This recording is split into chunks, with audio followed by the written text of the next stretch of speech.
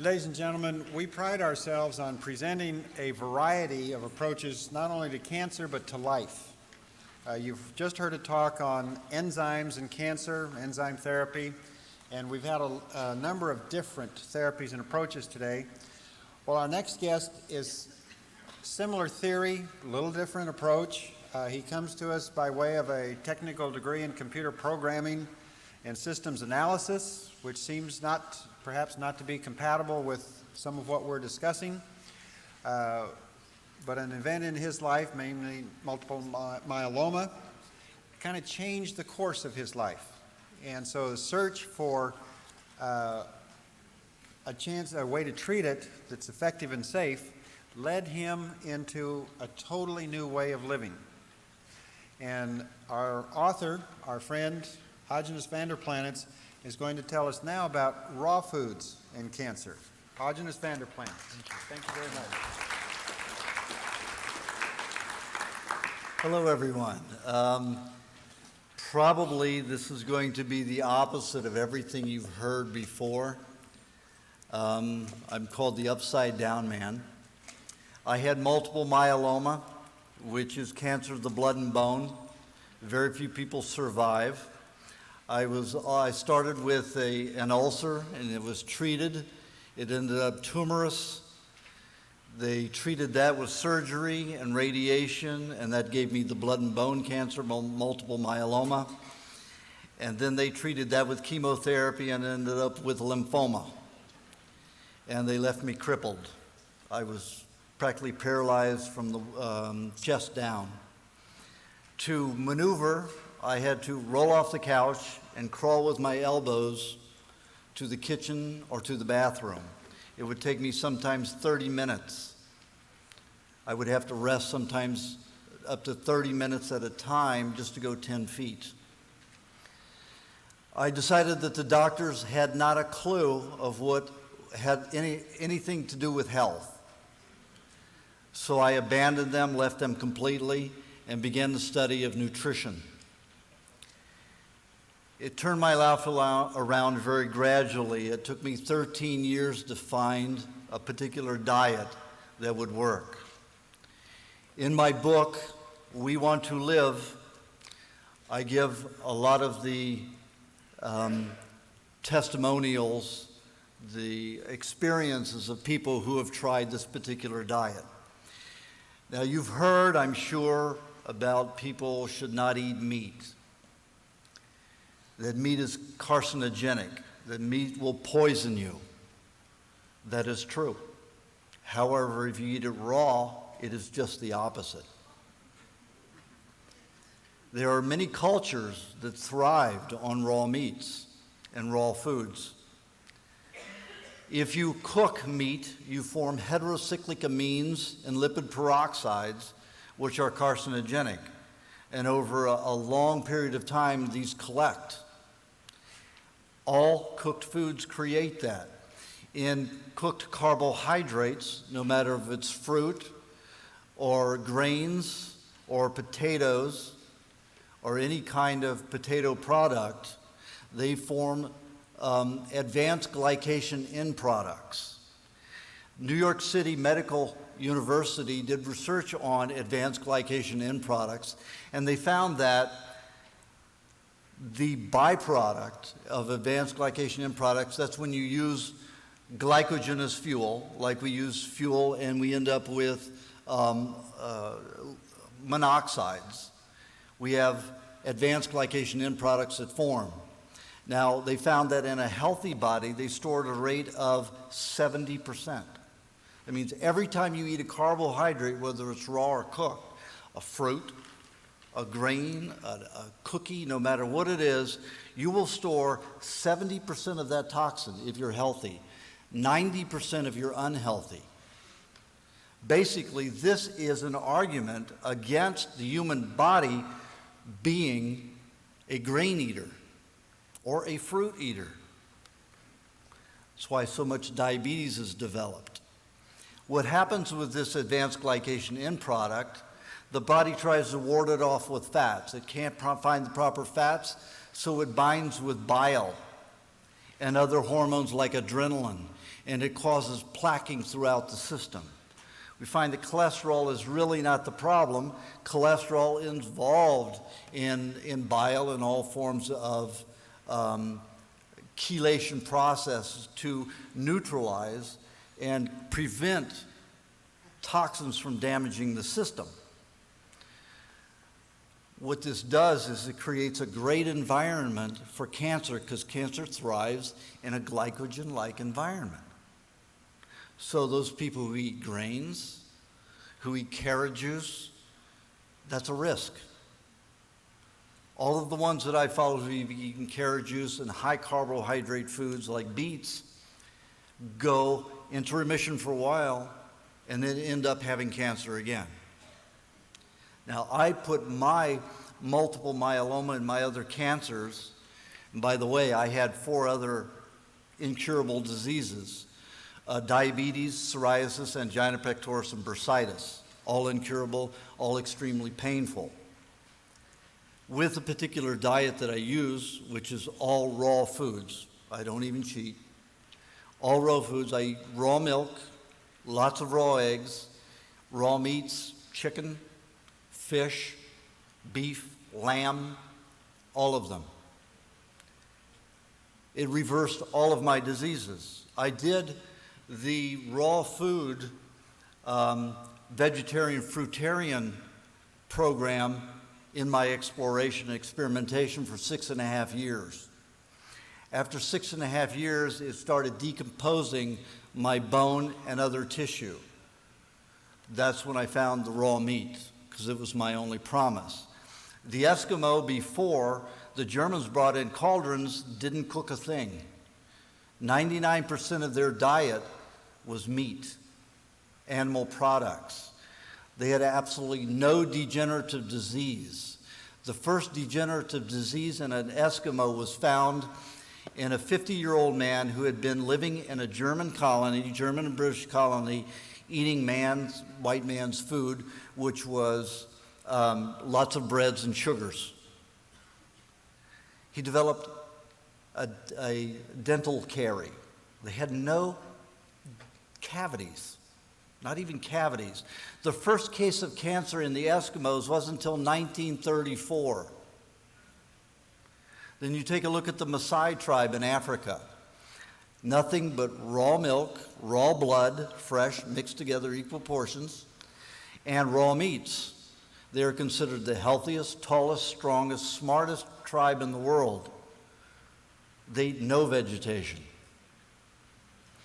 Now, because I was not raised a raw fooder, I was very toxic and very sick, and I was very sickly as a child. So by the time I was 19, I had developed my cancer of the stomach and went from there. So what I found was my blood gets very acidic. So to counterbalance that, what I do is have 4 cups of green vegetable juice a day. About 60 to 80% celery, 20% parsley, and I will use summer squash like zucchini or cucumber, or the funny-looking 50s flying saucer-looking squash. And that, in between my meals, and I keep it very methodical. I have my juices when I wake up to make sure my blood's alkalinized. Then I'll have meat or a smoothie with raw milk and raw eggs. And then I'll have meat, or vice versa. And then I'll have juice again. And I do that pattern all day long. I've done it with hundreds of people with terminal illnesses, not just cancer. And 98% of the time, it reverses it.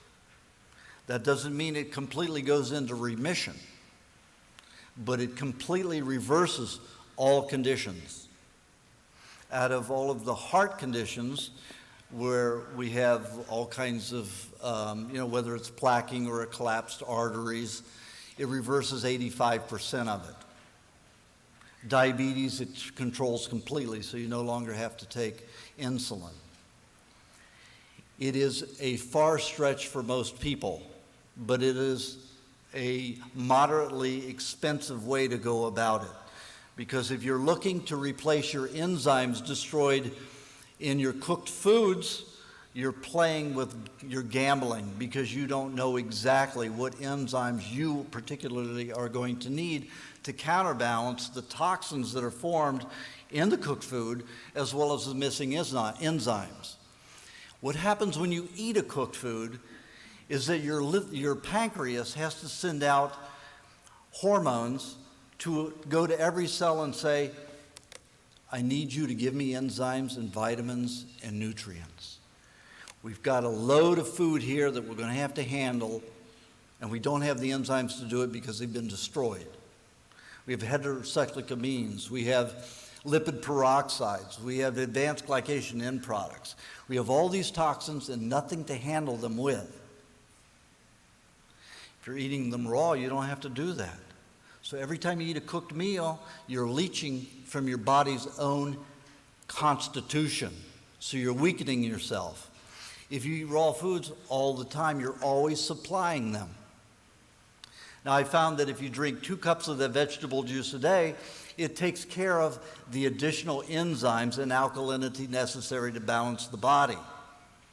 If you drink an extra 2 cups, then you'll be resupplying very gradually all of the enzymes lost throughout the years of eating cooked foods. It makes a lot of sense, but because we have so much confusion about raw bacteria and the unavailability of some foods like the dairy and the bacteriophobia that has run it out of the counties, it makes it a little expensive to get it and sometimes difficult to get it, but it can be gotten in every state. The bacteria issue has all been a theoretical one. It's all assumption, presumption. Nobody's proven any of it. I had a vagotomy when I had the stomach surgery. That means they severed every nerve to my stomach. I do not generate hydrochloric acid.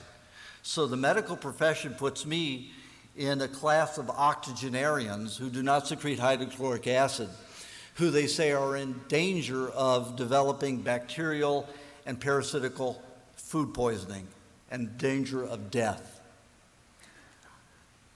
Just to rile you a little bit, I've eaten parasite-infested salmon that was undulating with pinworms. It was almost white. Had my feces checked for 10 weeks after. Blood test did not develop one parasite. I also did it with fluke worm-infested calf brain and also with chicken-infested tripe, which is the intestines. I did not develop any parasites. The concept that people are eating that you can get parasites and bacterial poisoning from your raw meats is not a fact.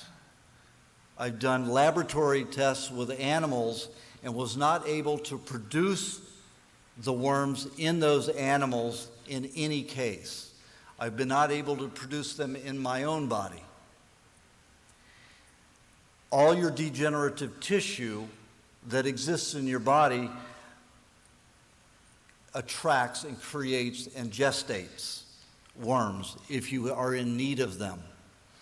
One particular test I did where I used dogs and cats who were already fluke infested, not all the same type of flukes, because finding them the same types and getting enough animals that already had them, so we didn't have to infuse them. So we were not able to distinguish whether they had, it's not able to put in as many categories to say, here, these all had brain flukes, these all had intestinal flukes. So we just put them all together, but we had an equal number of cats, an equal number of dogs, and we had 3 groups. One of the groups, the first group, ate regular kibble and canned food. They got group A of 1 had pharmaceutical dewormers.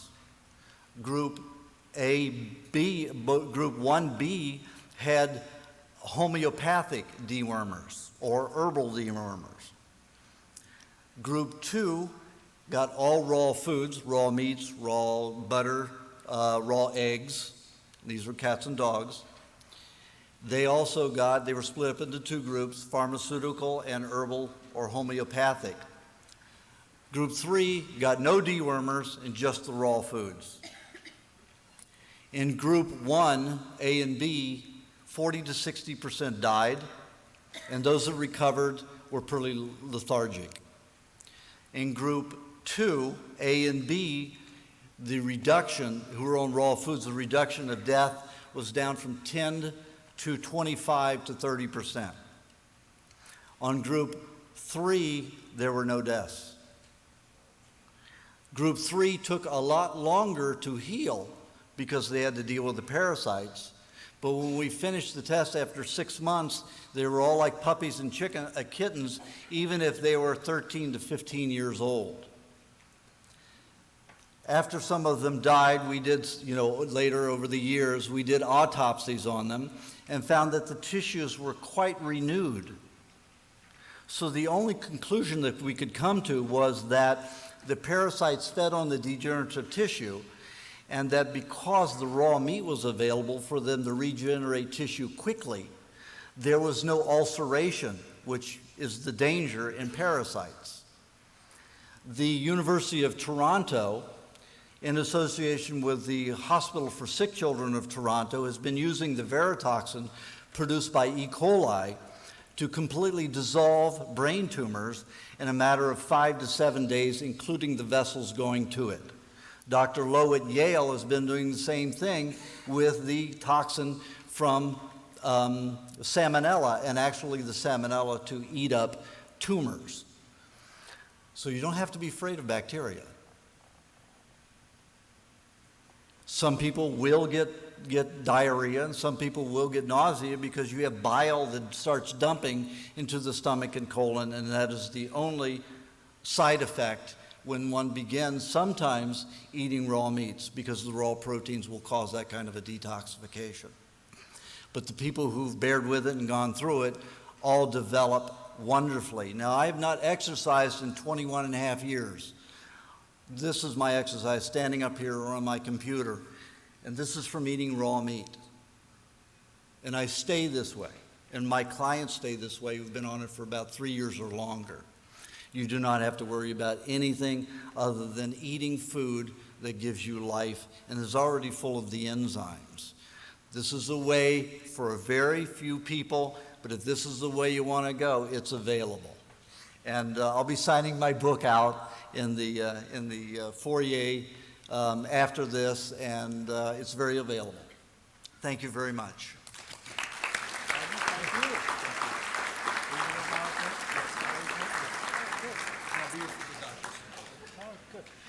I'll just thank you very much. And ladies and gentlemen, you don't necessarily have to rush out now, because he'll be here actually for the next 3 days. He'll be with us the Sunday conference Monday, and then the Doctor Symposium on Tuesday as well.